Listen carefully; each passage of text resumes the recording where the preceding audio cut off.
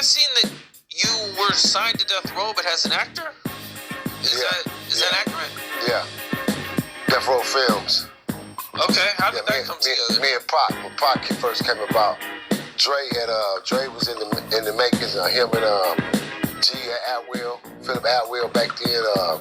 Big Bruce, which was on his production team. Dre was getting involved in the heavy scripts back then because we had just shot our co-star in Murder Was the Case. That's me and Snoop stabbing up Baby Boo in Murder Was the Case. The film Murder Was the Case. I play in Murder Was the Case. So. Wait, you're in Murder Was the Case? Yeah, I'm the nigga with the slingshot on Swole in prison, stabbing Baby Boo up. No shit. Yeah, me and Charlie Murphy. Charlie Murphy and Snoop. Yeah, so that was like the dopest 20-minute movie in the 90s. Yeah, that shit was hard, man. I like Murder Was the Case. So yeah, I co-starred in that, and from there I went Billboard with Dre for about 8 consecutive weeks. I went Billboard with him. They did the introduction to Death Row Films, so I was on Billboard with him, and then I was signed on, and shit, I was looking forward to blowing up in the film world on that aspect, but unfortunately, shit just happened like this, like overnight, boom, boom, boom. Dre ended up leaving, shit broke down, the car broke down, and just like, shit just happened overnight, like, man. That's when I got caught up in the mix of Dre leaving, Sam Snead, all the producers leaving Death Row. I was right in the middle of all that. And Pac separations, and so it just messed up everything from there. You said you messed up 2 movie deals. Yeah. What happened with that? That's the Reese Cup story, man. A.K. Tyrese Gibson, man. I messed around and put my hands on him, man, and one of his bodyguards, and one of my nephews, man, little certain too tall, man, fired on one of the bodyguards, so it really put me in a limbo, man. As soon as I got hired by John Singleton, I got fired by John Singleton, man. Unfortunate to say, man. Shout out to the great late John, man. Rest in peace. He was still a good guy to me, man, because he was giving me an opportunity, and I blew it, bro. I allowed my temper to beat me up. I took my street temper into the industry, bro. Can you kind of take me through everything? I think Tyrese took your album, an idea? It started with my album, man, 2,000 Watts. He took my title, 2,000 Watts, and ran with it to RCA. And so, from there, that's where the controversy came. That's where our feud came from there. A lot of people didn't know it sparked from 2,000 Watts. They thought I was just on some bounty hunter story type shit, from Watts. I'm just a bounty hunter, and, I got a regime with me behind me, and I'm just on some story type shit. And it was never that, bro. I never came at that young nigga on that level because I had my own money. I had just beat 40 years to life in the county jail. I came home to about $500,000 already, still that I had tucked away. So when I came home, I took my money and invested into my own independent record label, which is called PC, Paper Chase Entertainment. I built Coffee Shop Productions and Cappuccino Films Inc., which is my film production company. So I took my money and invested in there. I signed on Crips out of Jordan Projects, PJs, Mona Park area, Hack Gang area, 10-8, my hood, 108. I just brought all the youngers together because we was in peace at this time. And so I built a regime, man. And we worked hard on this album. I spent about $85,000 independently on the album with a few features with names on it, without no Dr. Dre beats, none of that. And I had a good album. And we had, for 5 years, I created a strong buzz for myself within the city first, so I could excel out. So I started writing within our city, and it was working for me. And so all of a sudden, man, this dude got a hold to my concept, do an airbrush picture and shit with the paint on and the earring in his navel and the earring on his chin and his tongue, and with a guitar with the fake watts behind him, talking about 2,000 watts. And I got hold to it because one of my boys told me, man, you seen this shit? And he bought it to me. And I was like, what? And he bought it to me, so I'm like, hell no. So Al Jarreau and Jamie Foxx was throwing a wild party up in San Fernando Hills. I got an invite, went to the party. So I took about 8 or 9 of my crew, my artists and shit, a couple of my producers. And we go to the party. Soon we get to the party, we pass up the Black Audi when we walking in. I see the clean room. for. We walk right by it. We ain't tripping paying no mind. I see the dude in the car and the female walk right on by. By the time we get inside the party, get to the house, we get inside the party. When we get through the house, we go through the side gate, get to the back of the pool area. Soon we get in the back of the pool area, we not even standing there probably like 15 minutes. You see a couple of star faces. Boom, you see a couple of faces come through. I see Ronnie. I go holler at Ronnie. This is Ronnie Rick and the boat. They'll be in the boat. You know, we with them back there, me and my producer, K Dozy, that's how I was introduced to them through them, S-Class. And so I'm hollering at Ronnie for a minute, and then making my way, walking around, seeing individuals I know in the industry that I know. And we're not even there a good 15 minutes, you hear the birdie, you hear the birdie flying. All of a sudden you hear, move your cars, let's move outside. So now people come in and say, hey, they ready to party. You know, now people like they stopping the party. So now people moving out and leaving. And so we going out and work our way out the side gate, get out. You see everybody disperse and leaving. They turning the party out. The neighborhood didn't complain about the capacity and cars parked all in these areas. This is a suburban area. So man, we ain't having this over here. We tired of this shit, Jamie, having wild parties any damn way like this every week seem like. So they called the police, so we turned the party out. So we mobbing on back to our cars and shit. Walk right past the same direction when we come in. As I'm walking past, again, like I say, the car is still there. And one of my artists ran back up to me and said, Cap. I'm like, what's happening? He go, hey, there go, the Reese dude, man, you know who the Tyrese. I said, what?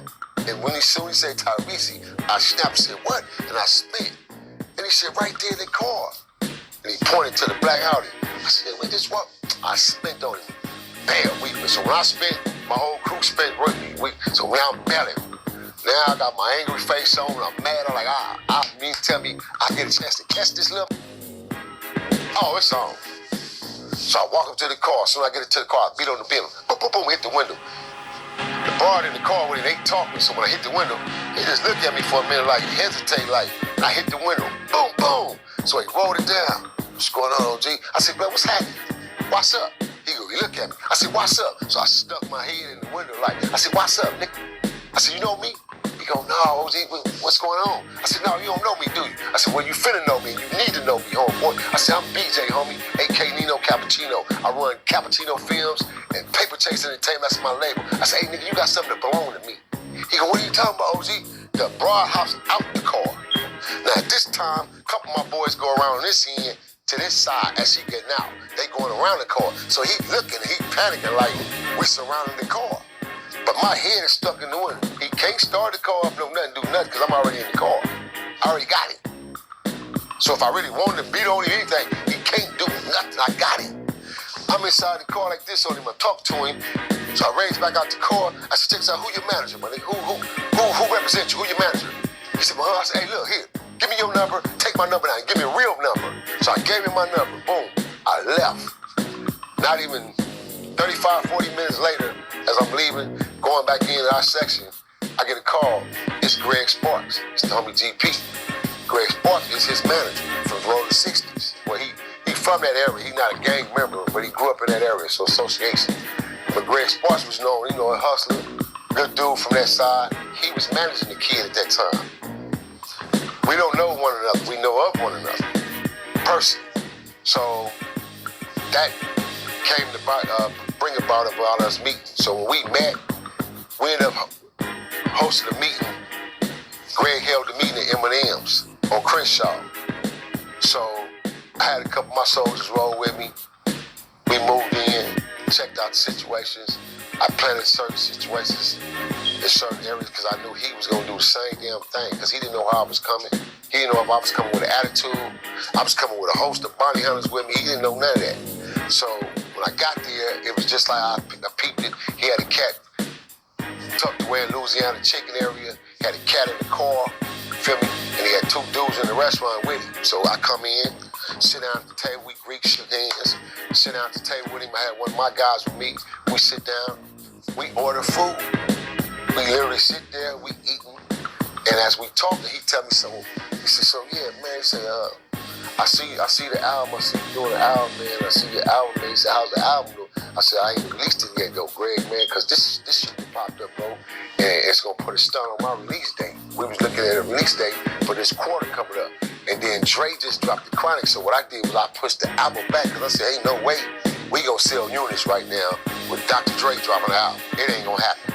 Like two heavy hitters that dropped albums that quarter from the East Coast and the West Coast. I believe it was DMX, if I ain't mistaken. I think it was X or either Jay-Z and them. It was Rockefeller X and them had dropped the album in that era. Somebody heavy from the East Coast. But I know for a fact Dre had dropped this shit. And I said, oh no, this not gonna be a good quarter for me to release this independent album. This ain't good. So I had to pour back on it. So I'm telling him, explain that to him.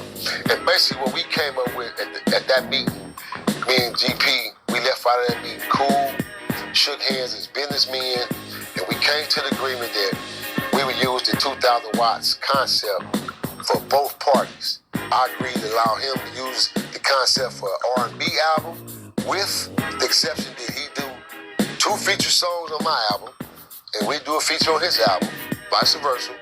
And we do the 2,000 watts. That's why I changed it from 2,000 watts. If you see my album, it's called 2,000 watts, The Redemption. His is 2,000 watts. Ours is 2,000 watts, The Redemption. So I released it under 2,000 watts, Redemption, independently.